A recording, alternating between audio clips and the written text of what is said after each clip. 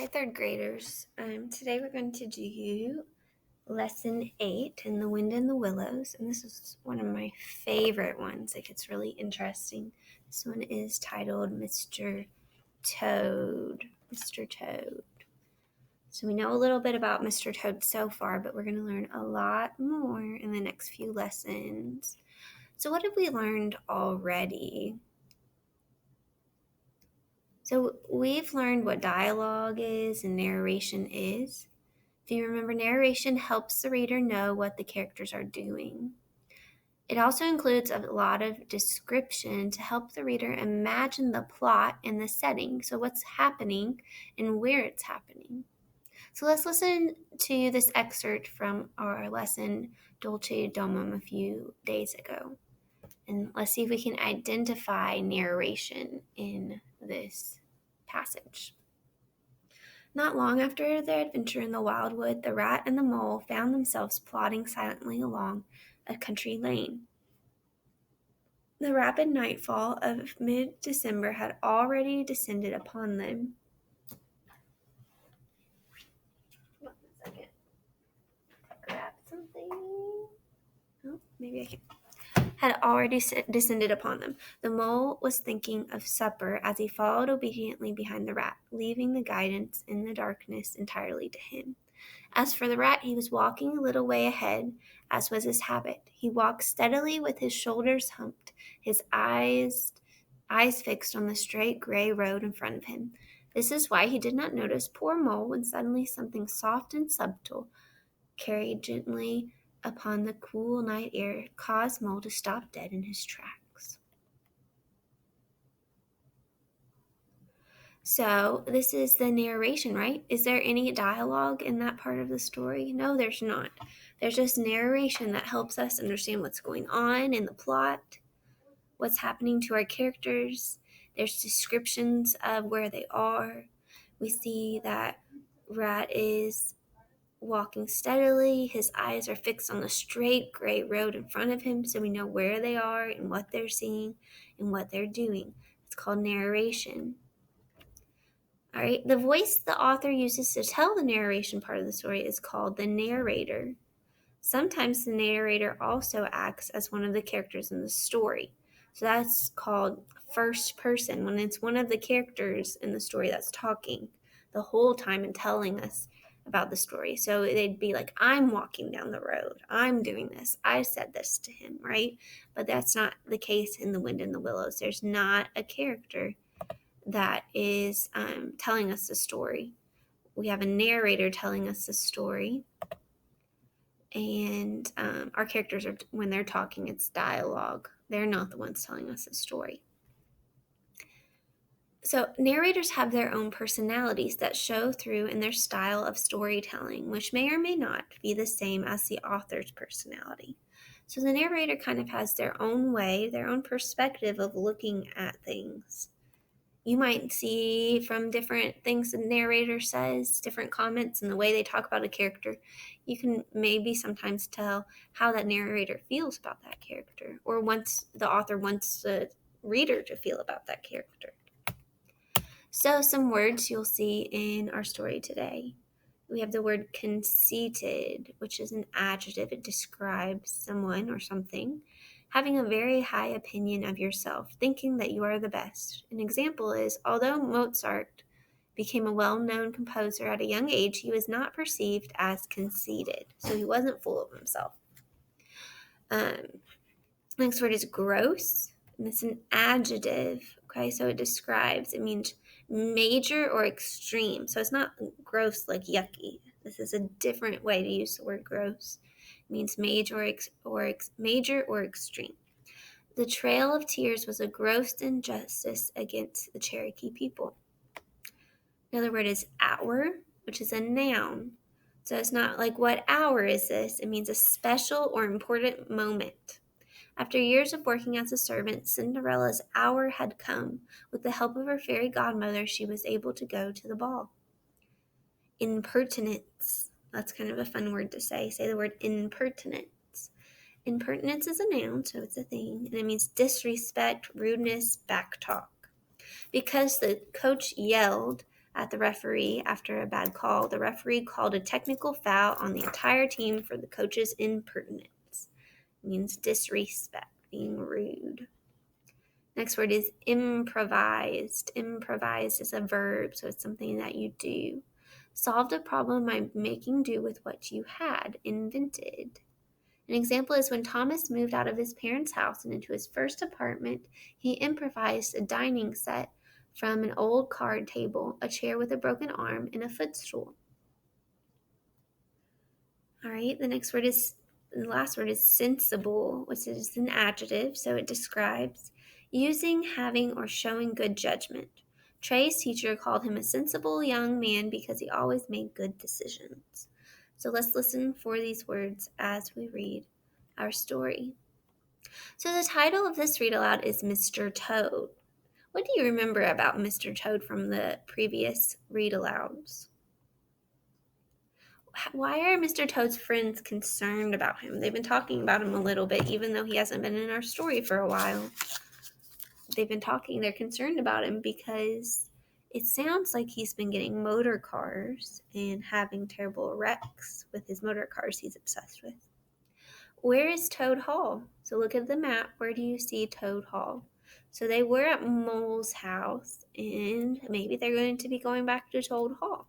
So we're going to listen carefully as the narrator tells us more about Toad and the story themes. So can you make a prediction of what theme we're going to see in Toad? What theme do you think Toad will show us that he showed us before? It was a bright morning in the early part of summer. The mole and the water rat had been up since dawn, discussing the joys of boating. They were finishing breakfast when a heavy knock sounded at the door. The mole went to the door, and the rat heard him utter a cry of surprise. Then he flung the door open and announced, "Mr. Badger!" The badger strode into the room and stood looking at the two animals with an expression full of seriousness. "The hour has come," said the badger at last. "What hour?" asked the rat uneasily, glancing at the clock on the mantelpiece. "Whose hour, you should rather say," replied the badger. "Why, Toad's hour, the hour of Toad. I said I would take him in hand as soon as the winter was over, and I'm going to take him in hand today." "Toad's hour, of course," cried the mole delightedly. "It has been brought to my attention," continued the badger, taking an armchair, "that another new motor car will arrive at Toad Hall today. You two animals will accompany me to Toad Hall, and the work of rescue shall begin." "Right you are," cried the rat enthusiastically. They set off immediately on their mission of mercy.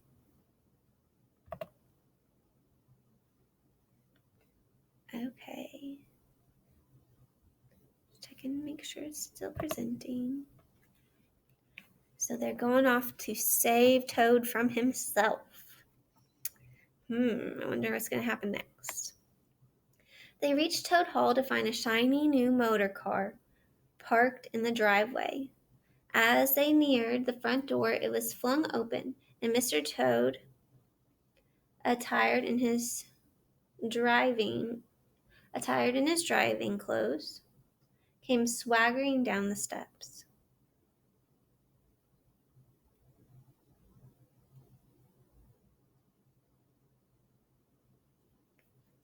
Okay. "Hello," he cried cheerfully.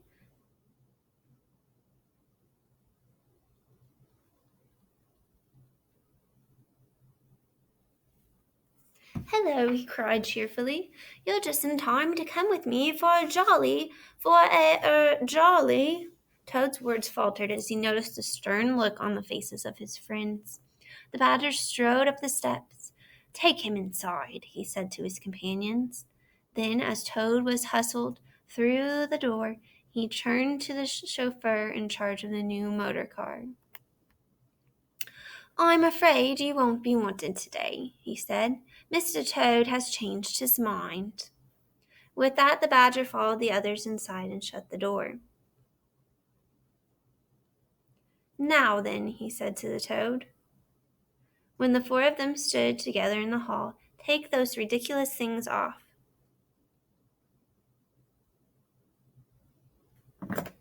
"Shan't," replied Toad with great spirit.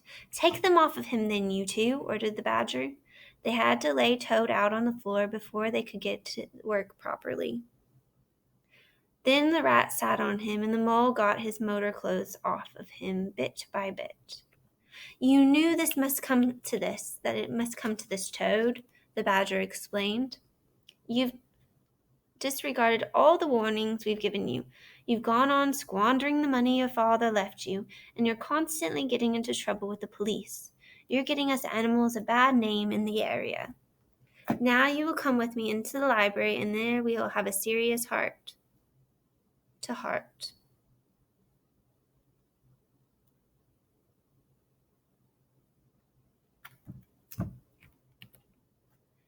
He took Toad firmly by the arm and led him into the library. After about 3/4 of an hour, the Badger reappeared solemnly, leading by the paw a very dejected Toad.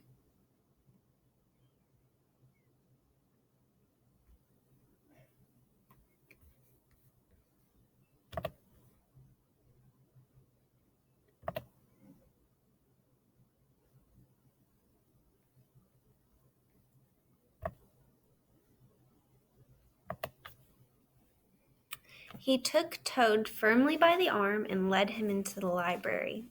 After about 3/4 of an hour, the Badger reappeared, solemnly leading by the paw a very dejected Toad. "Sit down there, Toad," said the Badger kindly, pointing to a chair. "My friends," he went on, "I am pleased to inform you that Toad has seen the error of his ways." "This is very good news," said the Rat gravely. "Very good indeed," observed the Rat dubiously. "If only—" He was looking very hard at Toad as he said this, and could not help thinking he perceived something like a twinkle in that animal's eye. "There's only one thing more to be done," continued the Badger. "Toad, I want you to repeat before your friends here that you see the error of your ways." There was a long, long pause. Toad looked desperately this way and that. At last he spoke. "No," he said quite firmly, "I admit nothing." "What?" cried the Badger. "Didn't you tell me just now in there?" "Oh, yes, in there," said Toad impatiently. "I'd have said anything in there. You're so persuasive, dear Badger."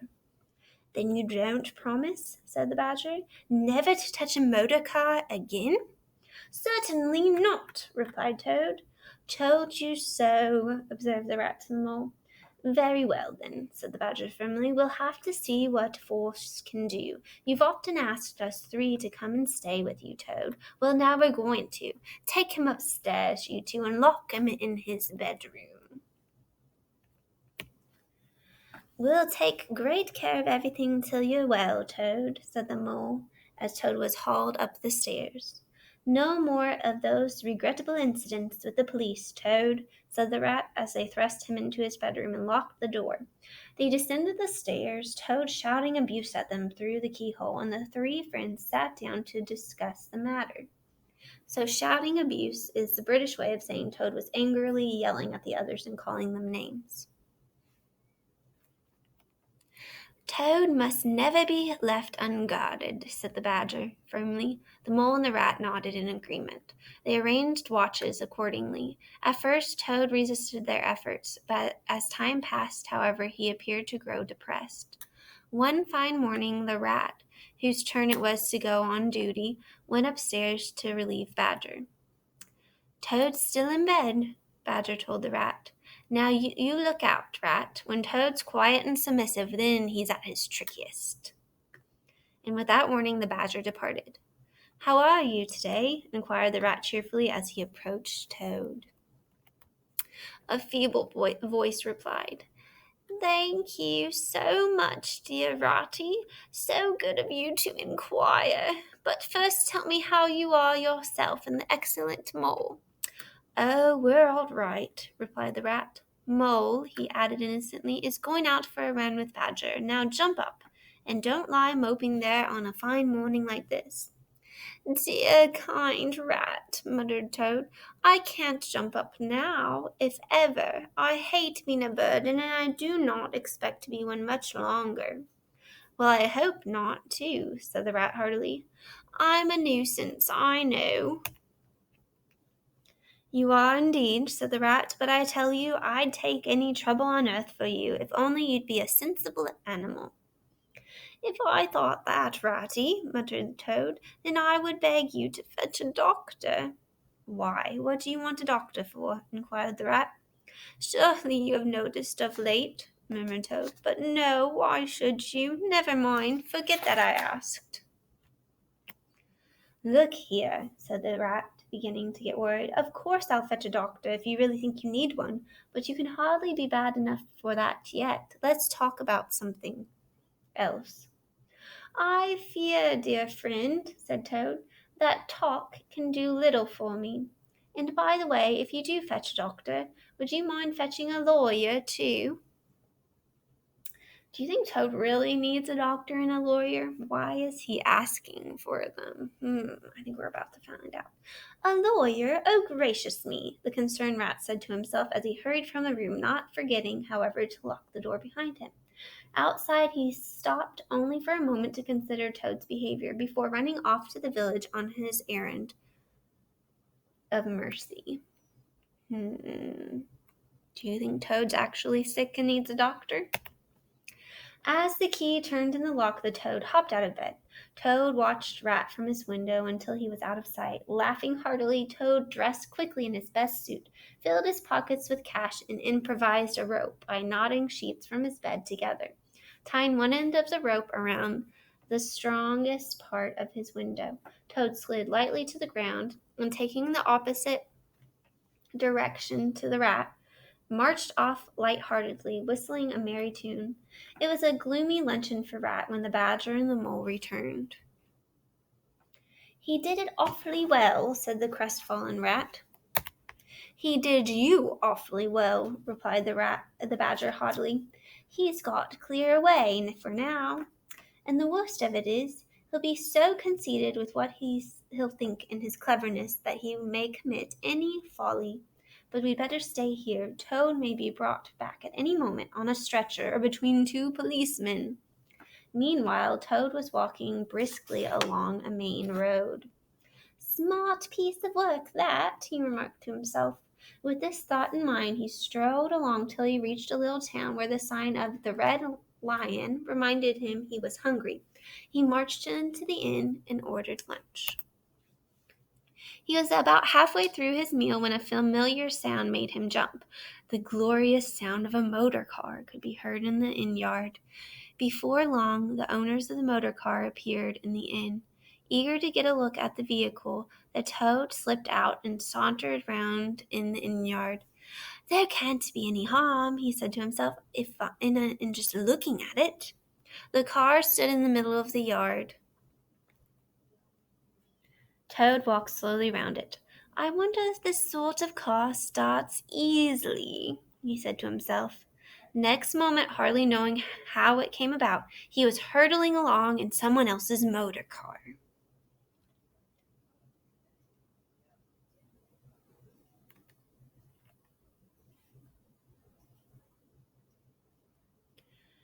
"To my mind," observed the chairman of the bench of magistrates, so this is a British judge in charge of judging the less serious crimes, "the only difficulty that presents itself is how we can sufficiently punish this rogue. What do you notice the magistrate and lawyers are wearing on their heads? They're wearing wigs. It has been and continues to be a British tradition for magistrates or judges and lawyers to wear traditional court dress in court, which includes wearing long robes and wigs. Both men and women wear these items. He has been found guilty of stealing a motor car, of driving dangerously, and of gross impertinence." So gross means extreme, and impertinence means disrespect. "To the rural police. Mr. Clark, will you tell us what is the stiffest penalty we can impose on this villain?" The clerk scratched his nose. Supposing you were to say 12 months for the theft, and 3 years for the furious driving, and 15 years for the cheek. So cheek is British for nerve or rude boldness. Can anyone add up the numbers of years for Toad's penalty? Those figures, if added together correctly, total up to 19 years. First rate, said the chairman. So you had better make it around 20 years, concluded the clerk. An excellent suggestion, said the chairman. Prisoner, it's going to be 20 years for you this time. And that is where we're going to leave Toad today, in prison for 20 years. So, what are some themes the narrator communicates in this chapter?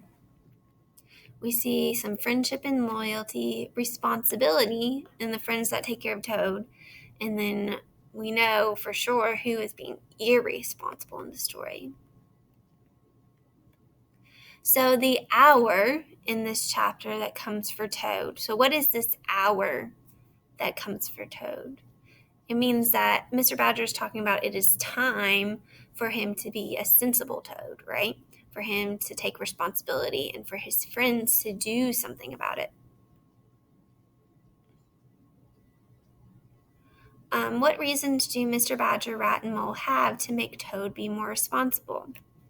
He's a careless driver who is involved in several car accidents and even ends up in the hospital a few times. They want him to be more sensible about cars because it is causing him and other animals danger as well as giving them a bad reputation.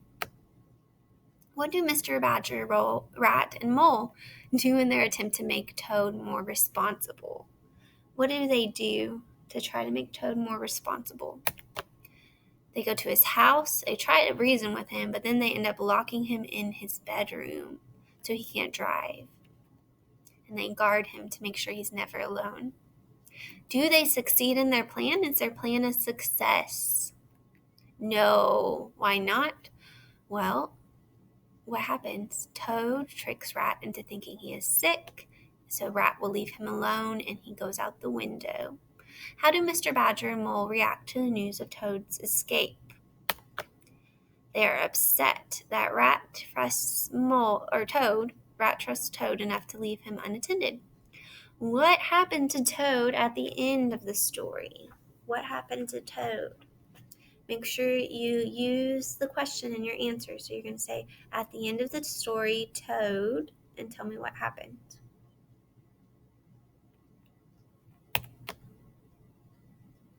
So he's found guilty of stealing a car and gross impertinence to the police and is sent to prison for 20 years. From which character's perspective is the end of this read aloud told?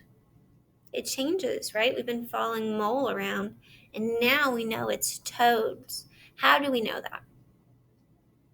Tell me, how do we know that it's from Toad's perspective in this story?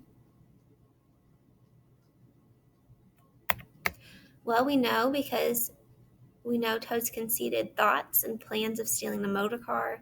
We see Toad's actions through his eyes. We're following Toad, and no other of our characters are there when Toad's escaping.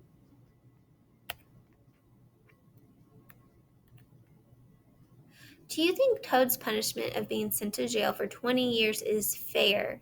Why or why not? Do you think the sentence will change Toad's behavior? Our word for today is conceited. Today you heard that after Toad fools Rat, he is full of conceited thoughts. Say the word conceited. When you are conceited, you have a very high opinion of yourself. When you have conceited thoughts, you are thinking about how great you are. Tony is very conceited. He thinks his drawing is far better than anyone else's. Have you ever seen someone act conceited? How did they act? Be sure to use the word conceited when you talk about it. Okay, a saying or phrase is something that people say that means something. So it's figurative language. It's not literal. Literal means it's actually what you say. Figurative means it's a literary way to describe something. So, what do you think one rotten apple spoils the whole barrel means? What do you think that means? Well, it means that when one apple's bad, the rest of the apples probably aren't good either, right? So people use that. Our characters could say that. Rat could say that Toad is one rotten apple spoiling the whole barrel because he's giving the animals that live on the riverbank a bad reputation. People are thinking they're careless because Toad is being careless. All right. Good job, third graders. Remember to answer the questions and turn it in.